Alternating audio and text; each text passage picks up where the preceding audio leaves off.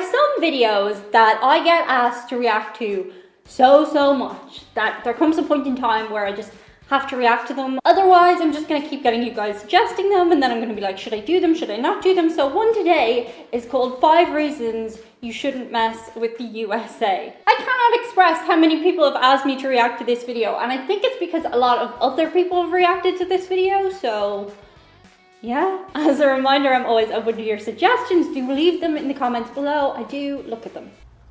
And maybe we just didn't get around to yours yet, or maybe it was stupid.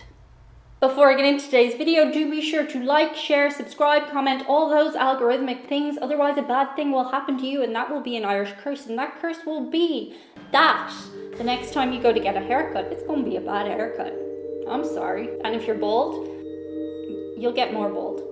5 reasons you shouldn't mess with the USA. Like, I would have thought that it was pretty obvious why nuclear weapons. Like, that's reason enough in itself. The collapse of the Soviet Union in the early 90s left the United States as the sole superpower in the world, and it's never looked back. In all aspects of the world, the United States is indeed a superpower, especially when it comes to its military might, which is unsurpassable in its strength, technological superiority, operational capabilities, and power projection across the globe. In this video, we'll take a look at the 5 top reasons why you wouldn't want to go against the US military establishment. The United States Air Force is the strongest in the world, not only in the number of operational aircraft, the British channel, but also in technological superiority. The country currently operates a total of over 15,000 military aircraft, combining all the branches of the military service, including the US Navy, US Army, Coast Guard, and the US Marines. As of 2017, the US Air Force alone has a fleet of over 5,300 aircraft, it's rather a lot, 406 intercontinental ballistic missiles, and 170 military satellites, greater than any other country in the world. The USA has the largest number of stealth aircraft designed to be silent killers and untrackable by the radar defense systems of most countries in the world.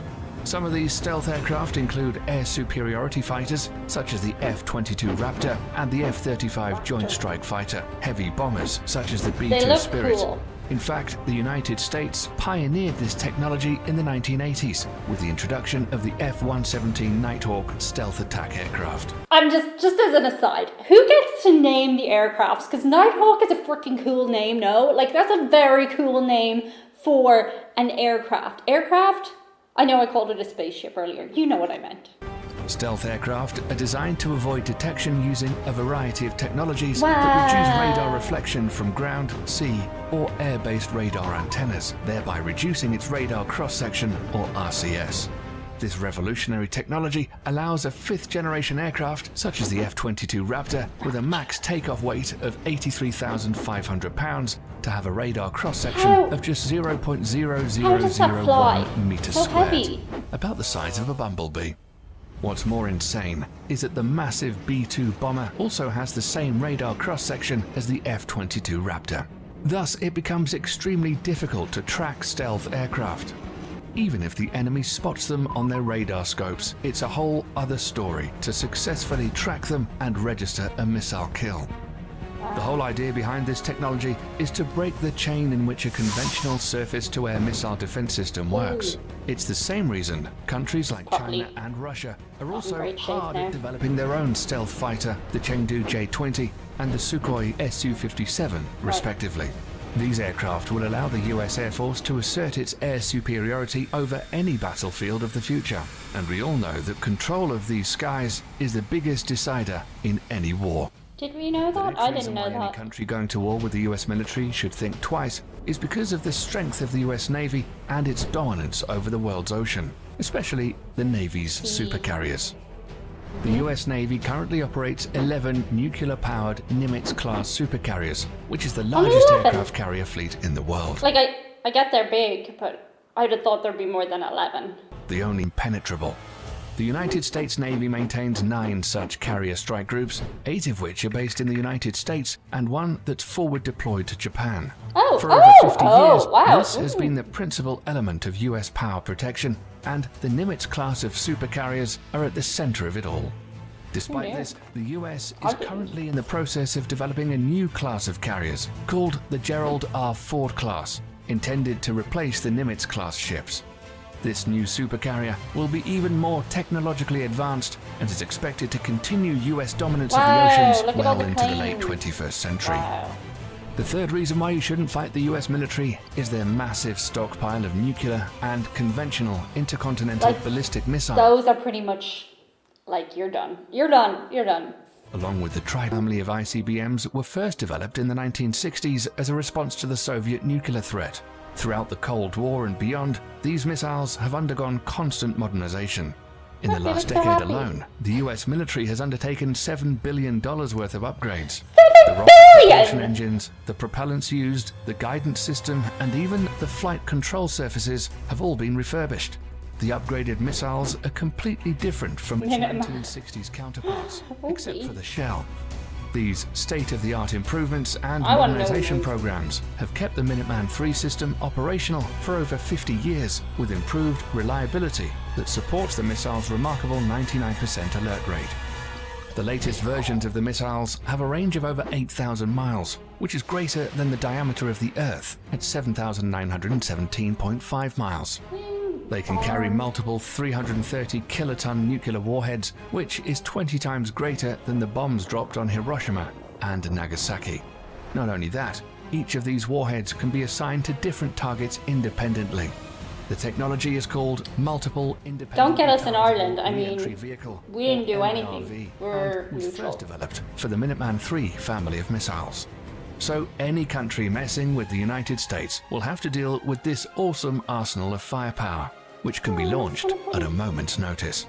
If it weren't the ICBMs or the stealth fighters raining fire down on you, it would be precision-guided munitions, or better known as smart bombs or PGMs instead. Smart bombs, like smart bombs? This is another big reason why not messing with the US military is a good idea. All branches of the US military use smart bombs in some forms or the other. These weapon systems are designed to be precise and hit a specific target with maximum efficiency. These bombs are so effective that during the First Gulf War, PGMs comprised only 9% of weapons fired, but accounted for 75% of all successful hits. Since then, for the US military at least, the days of normal artillery shells and unguided bombs are long gone. Nowadays, the military uses PGMs from air, ground, and sea. Precision-guided munitions come in various forms and use different kinds of technologies to achieve precise hits. So nobody else has them? PGMs use the Global Positioning System, or GPS, of satellites to guide their trajectory to target. However, sometimes this becomes a problem, as GPS coverage is not always reliably available everywhere across the globe, or bad weather conditions can hinder operation. Okay, let me just say this. Sometimes I'll be using my GPS and it takes me the wrong way. Like recently, I went to go find a place and it took me to a whole ass river. Like I could not cross the river and it was supposed to be walkable. So just, I know we have faith in the GPS here, but let's just double check that route, before we go setting things off. No? Thus, the Office of Naval Research, the Naval Surface Warfare Center, and the Army Research Laboratory have all coordinated to develop the first ever artillery-fired smart munition that will not use GPS guidance. The project is known as Moving Target Artillery Round, or MTAR for short. The MTAR shell can be guided onto stationary as well as moving targets in both land and sea, using a combination of guidance technology. The best part is that these shells can be fired from the existing M777A2 155mm towed howitzer and the M109A7 Paladin Integrated Management self-propelled 155mm artillery systems already in use by the US military. The shells will also feature an extended range of 40 to 60 miles using rocket boosters to propel them. Once finished, it will afford the US military another potent weapon system that outclasses others around the world. Lastly, the fifth and final reason why you shouldn't fight the US military is drones. We're all familiar with what an unmanned aerial vehicle or drone is and what it's supposed to do. But in recent years, Spy. the usability of UAVs are steadily increasing to encompass all spheres of military operations, and the US military is the pioneering She's spirit better get lovely behind it. shots of your wedding, wouldn't At it? first, used only for surveillance missions, drones were quickly weaponized after the 9/11 attacks and have been extensively used by the US military in the war against terror as an offensive weapon platform. It's forecasted that over the next decades, the US is in line to purchase over 1,000 combat drones of various classifications. Some of them, I'd have like thought that the would be Lockheed more. Martin RQ-170 Sentinel and the Boeing MQ-25 Stingray, are already in the final stages of development, and once finished, will provide the US military with state-of-the-art platforms capable of multi-role operations, ranging from attack missions to aerial refueling. Drone technology Aerial has reached refueling, such that's heights cool. today that a single UAV can loiter miles above the surface of the Earth for hours, waiting for the target to show its head and sticking with impunity. This capability will allow all the services under the US military to reduce its dependency on manned platforms, thereby reducing the risks during future combat operations. Well, I mean, I wasn't going to mess with the USA before, but now that I've seen that, yeah. So, just a reminder, my tiny little country is neutral. We don't take sides, but we do let the Americans land their ships in our airports. So, ships, planes. I mean, once you start getting out nuclear, and it is nuclear, right? Not nuclear. I think he was saying it wrong. Am I wrong? I could be wrong. I've been wrong before. But once you start getting those guys out, yeah, you're in trouble. I mean, everyone's in trouble. Let's not use those, maybe. Special shout out today to Brian Ediger. Brian wants to shout out anyone dealing with anxiety, depression, or battling other dark thoughts and encourages you to talk to someone and get help. That's a really good message. Thank you, Brian, and thanks everyone in general for not blowing the world up. Thanks, see you on the side, bye. Where are you going? Chewy? I see you. Mommy has eyes in the back of her head. Yeah.